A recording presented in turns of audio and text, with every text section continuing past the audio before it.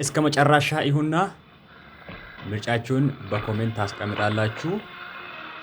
ዛሬ አጫጭር ጉርድና ጡት ወይም ደረት አሳይታችሁ የምትራመዱ እንዲሁም ጸጉራችሁን እንደዚህ የምታስቆርጡ የማይሆን ፋሽን በጸጉራችሁ ላይ የምታደርጉ ወንዶችም ሴቶችም እንዲሁም ጸጉር ነው ብላችሁ የፈረስ ጭራ የጨመራችሁ የውጭ ውበት የሚታሳዩ እና አጫጭር ጉርድ በመልበስ እና ሰውነታችሁን በማሳያት ሁሉንም ነገር የምታደርጉ ዛሬ የጋነም ስራ እየሰራችሁ እንደሆነ አውቃችኋል። እስቲ በደንብ ተመልከቱና እዩ። በኋላ ላይ ምን እንደሚመጣ አብረን እናያለን። አሁን እቺ ጸጉሩ የራሷ አይደለም፣ አጭር ጉርድ ነው ለበሰችው። መጃ ራሱ ጠፍቶባታል፣ እያሰበች ነው። እስቲ እኔ ሁላችንም እስቲ በህይወታችን እንደዚህ አይነት ነገሮችን እንመልከት። ዛሬ እያደረግን ያለነው ነገር በፍጹም መግባት አትችልም። አሁን እሷ ተዘግቶባታል። ዛሬ የምንመርጠው ነገር መዳረሻችንን ይወስናል። ስለዚህ ዛሬ የምታደርጉትን ነገር ለእግዚአብሔር ክብር አድርጉ። የትኛውንም ነገር ለእግዚአብሔር ክብር አድርጉ። ውጫችሁን ሳይሆን ውስጣችሁን አድሱ፣ በትክክል ማለት ነው። ምክንያቱም እግዚአብሔር አምላክ የሚያየው የውስጥ ህይወታችሁ ስለሆነ የውጭ ህይወት የሚያየው ሰውና ሰው ብቻ ነው።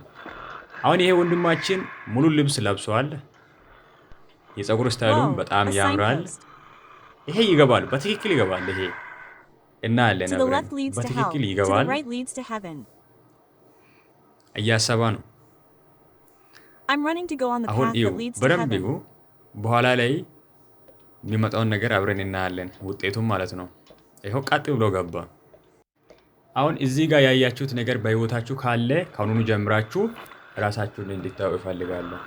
እግዚአብሔር አምላክ ይፈልጋችኋል። ሰማይ ለመግባት የሚታሳዩት ባህሪ ምነት ባህሪ እንደሆነ አሁን ተመልከቱ። አሁን ጋነም የገቡቱ ይቃጠላሉ በእሳት።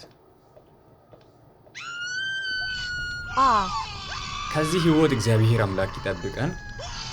ያው ከዚህ ከመቃጠል እግዚአብሔር አምላክ ይጠብቀን። እነማን ናቸው ወደዚህ የገቡት የሚለውን ነገር ትኩረት አድርጋችሁ አስቡበት። ብዙ ህዝብ ነው የገባው፣ ብዙ ህዝብ፣ አንድ ሰው ብቻ ነውና ወደ ቀጥተኛው መስመር የገባው እና ከዚህ ህይወት እግዚአብሔር አምላክ ይጠብቀን። ቅድም የገባው አንድ ወንድማችን ይው እዚህ ጋር ደስ አይላችሁም?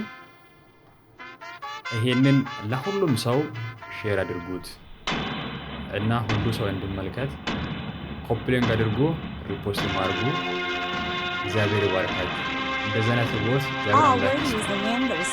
ዘመናችን እግዚአብሔር አምላክ ይባርክ። መልካም ጊዜ ይሁንላችሁ። ተባረኩ።